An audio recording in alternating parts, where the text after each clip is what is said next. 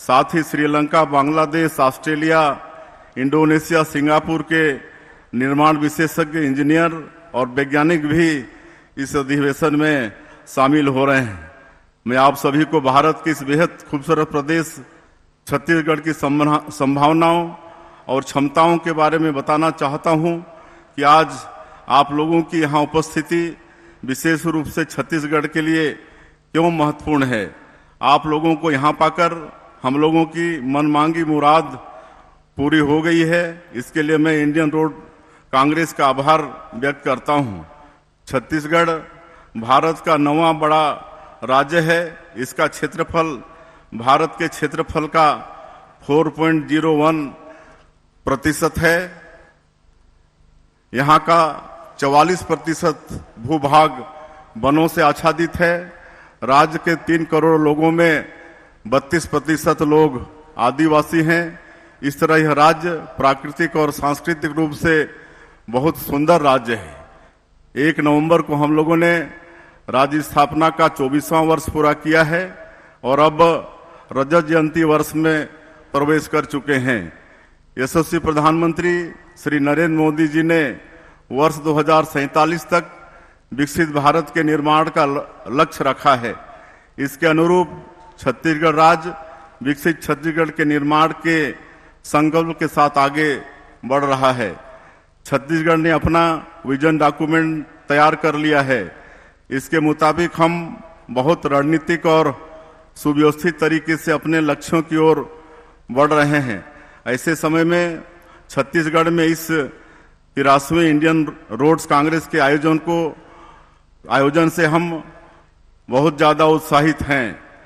वर्ष 2028 तक हमने छत्तीसगढ़ के जीएसडीपी को दोगुना करते हुए 10 लाख करोड़ रुपए करने का निश्चय किया है। इन लक्ष्यों को हासिल करने के लिए हम राज्य में अधोसंरचनाओं का तेजी से विकास कर रहे हैं। इसके लिए विश्व स्तरीय आधुनिकतम तकनीकों को अपना रहे हैं और आगे भी इसके लिए लालायित हैं। छत्तीसगढ़ में मजबूत अर्थव्यवस्था के निर्माण के लिए सड़कें हमारी सबसे बड़ी ताकत होंगी।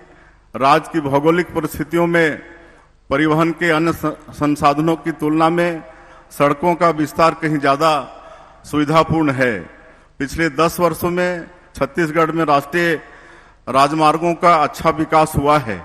रायपुर विशाखापट्टनम इकोनॉमिक कॉरिडोर सहित अनेक महत्वपूर्ण परियोजनाएं तेजी से चल रही हैं, लेकिन ग्रामीण क्षेत्रों में सड़कों का विकास पिछले 5 वर्षों के दौरान अवरुद्ध सा हो गया था। हमारी सबसे बड़ी प्राथमिकता ग्रामीण क्षेत्रों में सड़कों का जाल बिछाने की है। हम प्रदेश के दुर्गम से दुर्गम क्षेत्रों को भी मुख्य मार्गों के साथ कनेक्ट करना चाहते हैं। इस विशाल भूभाग में हम इस चुनौतीपूर्ण काम को कम समय, कम लागत किंतु टिकाऊ और गुणवत्तापूर्ण तरीके से करना चाहते हैं। हमारी सोच केवल सड़क निर्माण की ही नहीं है, बल्कि अच्छी सड़कों के निर्माण भी है। हम सड़क निर्माण की ऐसी तकनीकों को अपनाने के लिए लालायित हैं जो ज़्यादा पर्यावरण हितैषी हों। हमने हरित ऊर्जा को ज़्यादा से ज़्यादा अपनाने का संकल्प लिया है।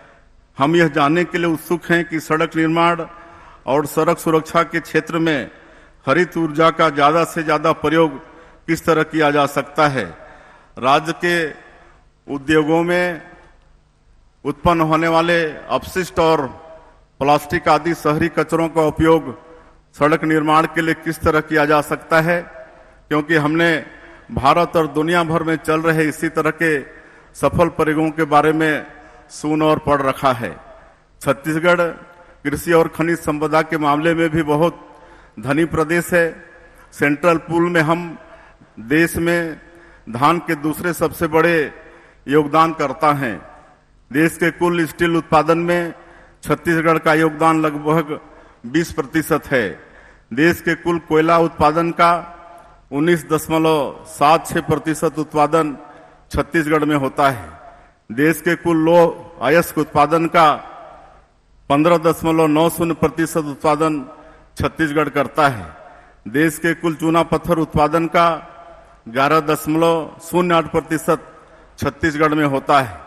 देश का 20% सीमेंट का उत्पादन छत्तीसगढ़ करता है। बिजली उत्पादन के मामले में हम सरप्लस राज्य हैं। 25,000 मेगावाट बिजली का उत्पादन कर रहे हैं। कर हम लोगों के बीच पधारे और देश विदेश से आए सभी अतिथियों का भी मैं पुनः आभार स्वागत करते हुए अपनी बात समाप्त करता हूं। जय हिंद, जय छत्तीसगढ़।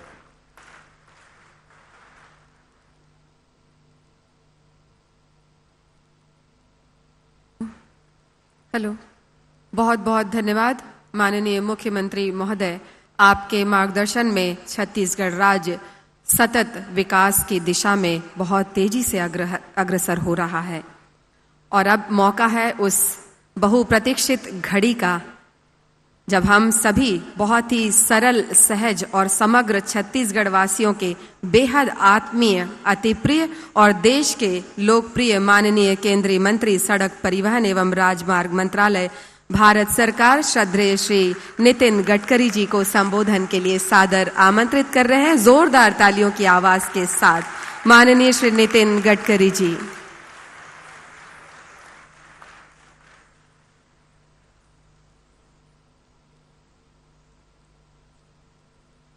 छत्तीसगढ़ के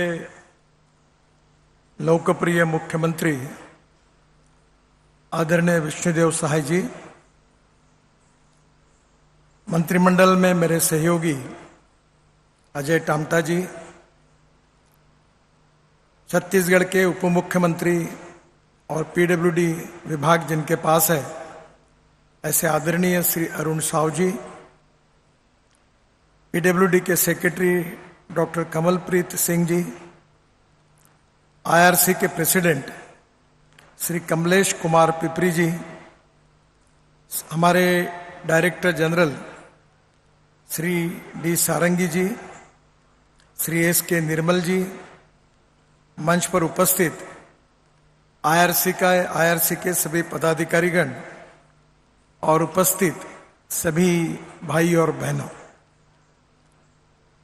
इस इंडियन रोड कांग्रेस में देश के विभिन्न राज्यों से आए हुए सभी इंजीनियर्स को मैं देश के विश्वकर्मा के रूप में मानता हूं।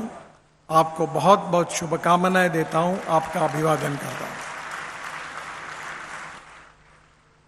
राष्ट्र के निर्माण में आप सबका बहुत बड़ा कंट्रीब्यूशन है। हमारे प्रधानमंत्री की इच्छा है, मिशन है कि हम हिंदुस्तान को $5 ट्रिलियन की इकोनॉमी बनाएंगे। हमारे देश की अर्थव्यवस्था को वर्ल्ड की 3rd लार्जेस्ट इकोनॉमी बनाएंगे, आत्मनिर्भर भारत बनाएंगे। ये सपने अगर पूरे करने होंगे तो हमें इंडस्ट्री, उद्योग क्षेत्र और एग्रीकल्चर में प्रगति करनी होगी। इंडस्ट्री में अगर प्रगति करनी होगी तो इंफ्रास्ट्रक्चर डेवलप होगा तो इंडस्ट्री डेवलप होगी। Water, power, transport and communication, ये 4 इंफ्रास्ट्रक्चर अगर हम निर्माण करेंगे तो हमारे यहाँ उद्योग आएंगे, व्यापार आएगा, व्यापार बढ़ेगा और एग्रीकल्चर की भी तरक्की होगी। और इस क्षेत्र में जब कैपिटल इन्वेस्टमेंट आएगी उससे रोजगार निर्माण होंगे और रोजगार निर्माण होंगे तो गरीबी दूर होगी और हिंदुस्तान आत्मनिर्भर भारत होगा। यही हम सबका सपना है और इस सपने को पूरा करने में आप जिस क्वालिटी का इंफ्रास्ट्रक्चर बनाएंगे वर्ल्ड स्टैंडर्ड का, वो इसमें बहुत महत्वपूर्ण है। और इसलिए जो जो अच्छी टेक्नोलॉजी है, सक्सेसफुल प्रैक्टिसेस है, इसका उपयोग करना, हमारे देश में भी रिसर्च करना और वर्ल्ड में भी जो सक्सेसफुल हुआ है उसको आत्मसात करना, इसके लिए आईआरसी की भूमिका महत्वपूर्ण है। मैं अक्सर एक बात कहता हूं कि innovation, entrepreneurship, science, technology, research, skill and successful practices, we name it as knowledge and conversion of knowledge into wealth is the future. और दूसरी बात मैं ये बोलता हूं कि भाई no material is waste and no person is waste. It is depending upon the appropriate technology and appropriate vision of the leadership that you can convert waste into wealth. अभी मुख्यमंत्री जी ने जैसे कहा कि हमें विकास भी करना है और पर्यावरण का संतुलन भी रखना है, विशेष रूप से ethics, economy, ecology and environment. हमारे देश में हमारा ट्रांसपोर्ट सेक्टर देश के पोल्यूशन में 40% कंट्रीब्यूट करता है, 40%। और आपको पता है कि एयर पोल्यूशन के कारण कितनी समस्याएं पैदा होती है। मैं आईआरसी के चेयरमैन और पदाधिकारियों से अनुरोध करूंगा कि रोड सेक्टर को आप इंटीग्रेटेड अप्रोच में सोचिए, साइलोज में मत सोचिए। जैसे रोड हम बना रहे हैं तो विशेष रूप से रोड के बाजू में 1,000 किलोमीटर पर हमारी मां बहनें जा सकती है, ऐसे टॉयलेट तक नहीं है।